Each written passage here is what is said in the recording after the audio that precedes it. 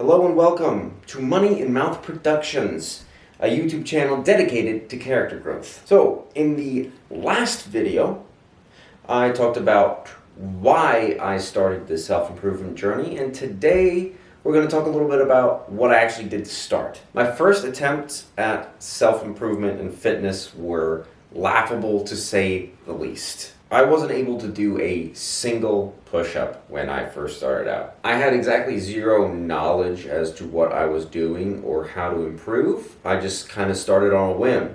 And I had access to gym equipment. My high school had a pretty decent gym and a decent amount of equipment, but I was far too shy and insecure to actually use it, let alone ask someone how to do that.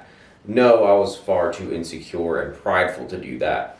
So what I did instead was I would work out in my room alone with using these two 3-pound dumbbells that I had. Now, to the uneducated, 3 pounds isn't a whole lot of weight, and it's very difficult to get a decent workout in with 3-pound dumbbells. So what I would end up doing was I would actually put the two dumbbells in my single hand, and I would have to rep out like 30 to 45 reps to feel anything at all, and it led to some pretty boring, dinky workouts that I would do pretty inconsistently, so like maybe twice a week, 2-3 times a week. That would only last for 10 minutes at most, because you can't really do a whole lot with 3-pound dumbbells, so they were boring. So I would sit here doing these bicep curls, and I would do these side lateral raises and with one hand, because they would have the two dumbbells in them. I would be doing these for 10 minutes, and they would be boring because I wouldn't feel anything, so yeah. Needless to say, I wouldn't really see any sort of results from these exercises, so what would end up happening is I would get discouraged, and I would get frustrated, and I would quit, and it was a cycle.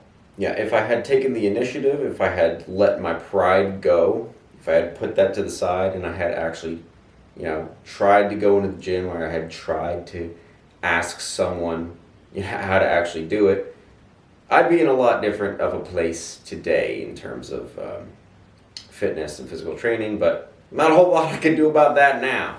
Yeah, I had some pretty negative beliefs surrounding working out and fitness. I thought it was lame. I don't know, I was just really insecure about that, I guess. I talked a lot of smack about working out and people who did work out. I suppose I felt like if I were to then start working out myself, I'd be going back on my word, or I would be those things that I would talk about.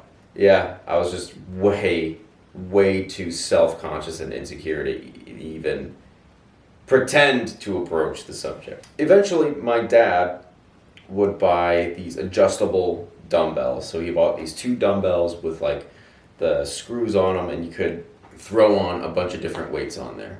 I was able to start lifting some actual weight. Humbling. I was barely able to lift 20 pounds in a single arm. I had to start with probably 10 pounds to start with. My workouts were very random because, once again, I had exactly zero idea of what I was doing. So I would pretty much do everything in a single workout. I would do bicep curls, overhead press, side lateral raises. I would try to do single arm tricep extensions, behind your head.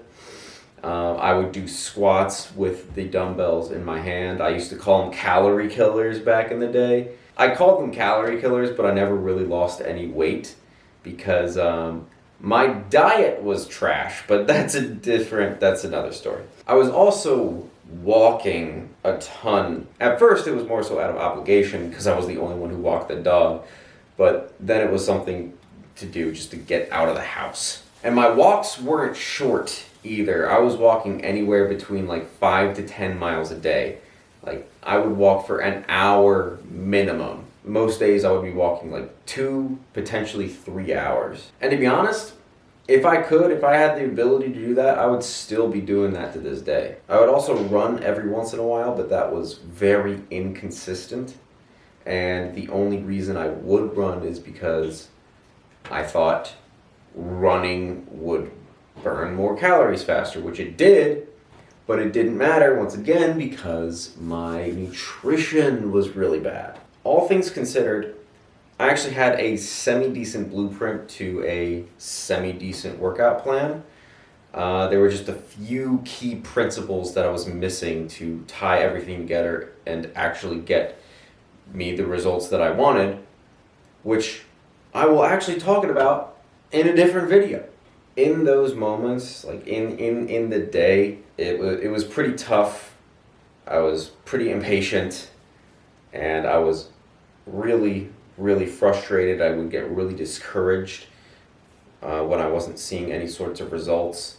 And ultimately I knew it was because I wasn't doing something right, but I didn't know what it was. So I would get overwhelmed. I would convince myself that it's futile, there's no point into doing it, and then I would end up quitting.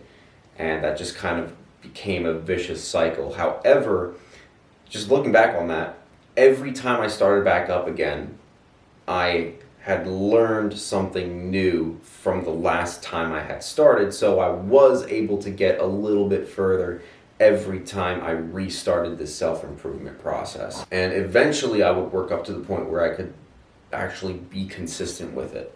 Yeah, and as tough as those times were, I do look back, I look pretty fondly on those early attempts at self-improvement because it was just like a whole new world was being opened, I guess. I can't really describe it. I guess it's just nostalgic. I look back pretty fondly on those early memories of trying to figure out how to lift, and I remember being really excited about it and, you know, feeling like finally I was moving in some sort of direction, and for that brief period of time it gave me hope that things could be better. And then, you know, as things do, they get worse, but then they get better again. So, like I said, it's a cycle.